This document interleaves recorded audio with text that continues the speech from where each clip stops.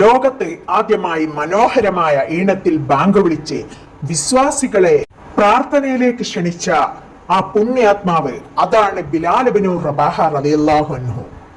ഇസ്ലാമിന്റെ ഉദയം ഉണ്ടായിരുന്നില്ല എങ്കിൽ ഒരു പക്ഷേ അറേബ്യയുടെ ചുട്ടുപൊള്ളുന്ന ഈത്തപ്പനത്തോട്ടത്തിൽ തന്റെ യജമാനന്റെ ഒട്ടകങ്ങളെ മേയ്ക്കുന്ന കേവലമൊരു അടിമയായി മാത്രം ബിലാൽ നാമാവശേഷമാകുമായിരുന്നു.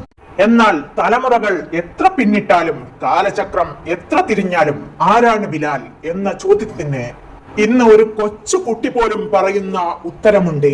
ഉണ്ണി റസൂലിന്റെ പ്രിയപ്പെട്ട മുഅദ്ദിനാണ് ബിലാൽ റളിയല്ലാഹു അൻഹു. സത്യവിശ്വാസത്തിന്റെ പാതയിൽ നിന്നും അദ്ദേഹത്തെ പിന്തിരിപ്പിക്കാൻ മരുഭൂമിയിലെ ചുട്ടുപഴുത്ത മണലാരണ്യത്തിൽ കിടത്തി നെഞ്ചിൽ കൂറ്റൻ പാറക്കല്ല് കയറ്റി വെച്ച് യജമാനൻ ക്രൂരമായി പീഡിപ്പിച്ചപ്പോഴും അഹദ് അഹദ് ഏകൻ എന്ന് പറഞ്ഞ് മന്ത്രിച്ച വ്യക്തിയായിരുന്നു ബിലാൽ റളിയല്ലാഹു അൻഹു.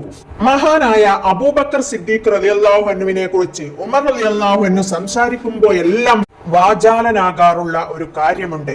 നമ്മുടെ നേതാവിനെ മോചിപ്പിച്ച നമ്മുടെ നേതാവാണ് അബൂബക്കർ റളിയല്ലാഹു അൻഹു. നമ്മുടെ നേതാവ് എന്ന് ഉദ്ദേശിച്ചത് ബിലാൽ റളിയല്ലാഹു അൻഹുവിനെയാണ്. അബൂബക്കർ റളിയല്ലാഹു അൻഹു ആണല്ലോ അദ്ദേഹത്തെ മോചിപ്പിച്ചത്. Thanks for watching.